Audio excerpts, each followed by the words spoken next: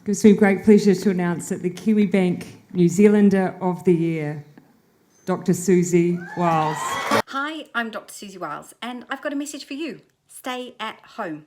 No sneaking out to have a quick walk with somebody 2 meters apart. No sneaking off to have a quick barbecue or a coffee with somebody. Stay at home. If you don't stay at home, then we're going to have to stay in lockdown for longer than 4 weeks. Do you really want to be here for longer than 4 weeks? I don't think so. Stay at home. Don't leave your bubble. Don't interfere in somebody else's bubble. Stay at home.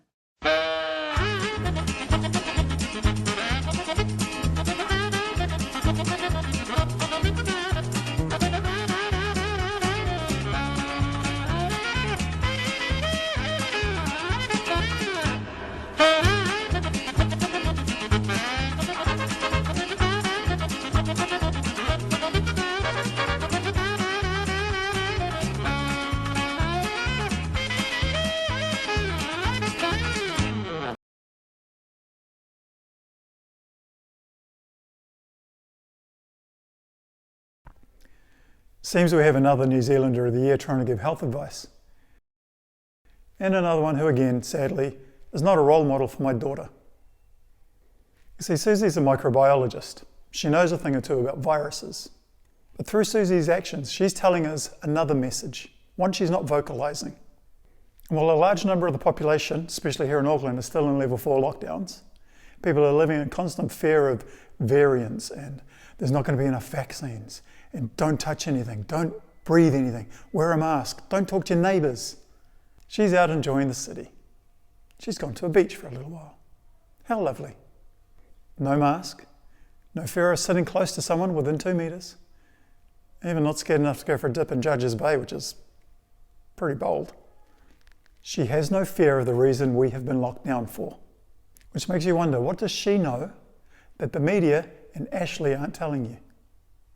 But have you ever wondered how the likes of Susie and the other cronies are rolled out by the media as the trusted experts in times of crisis and pandemics? Why we constantly hear the same message from them? Well, I'll let Mark Van Rance explain it.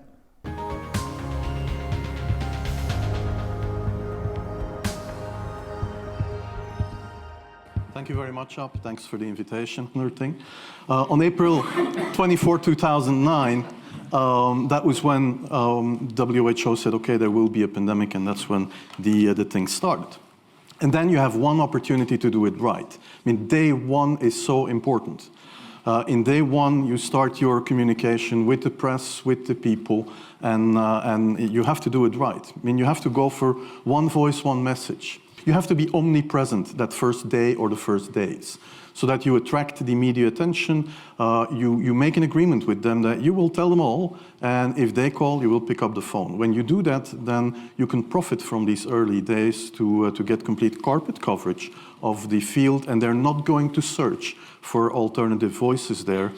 And if you do that, that makes things a lot easier.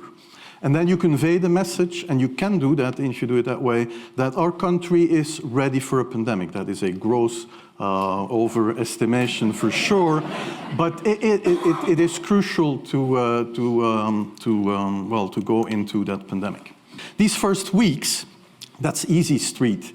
When you have no opposition and everybody needs news and they can come to you for news, you can bring quite a lot of neutral information, and it is picked up, and it is well, the news is brought the way you bring it, and that is you can only do that in the first couple of weeks or months. That means that you have to use every opportunity you can get to, well, it's not Britannia rules the waves, but rule the airwaves to bring out your message. And that's something that you can do for free on radio, on TV. And then you have to predict the future. That's hard because the future has not happened yet. Predicting the past is a lot easier, but you have to predict the future in order to prepare the public and not have an over exaggeration or an exaggeration of the information in the press. So I said, okay, Belgium, small country, we will also have H1N1 cases. Yeah? When you bring that, it is front page news. When then, a couple of days later, the first H1N1 case arrives in the country, it is the second time that they have to bring that news, so they bring it in a more muted and I think appropriate way, but you can only do that when you prepare the scene for that. That was the second wave of questions. People were asking more questions about what do I do when I get sick and so on, and that gives you the opportunity to work with that. And then you have to say, okay, well, we will have H1N1 deaths. Of course, that would be unavoidable. I used there Sir Donaldson's quote where he said that in the UK, by the peak of the epidemic, 40 people would die per day at the end of the summer.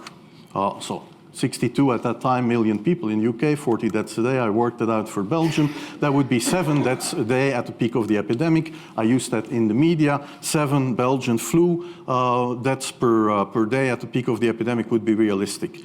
That is true in every year, even interpandemically. That is very, very conservative. However, talking about fatalities is important because when you say that, people say, wow, what do you mean? People die because of influenza? And that was a necessary step to take. And then, of course, a couple of days later, you had the first H1N1 death in the country, and the scene was set and it was already talked about. That was the third peak of questions that were, well, the first that it had an impact and you have to deal with that. Well, there's one thing you should never forget with the trusted experts that are rolled out by the media. The people who are calling for stricter lockdowns, for you to stay at home, all the stuff that is restricting your life, and they're telling you how to live your life. They're all tarred with the same brush. At some point, they've all been on the payroll. They're just puppets. And you shouldn't pay attention to a single thing they say. When you see them on the media, turn it off.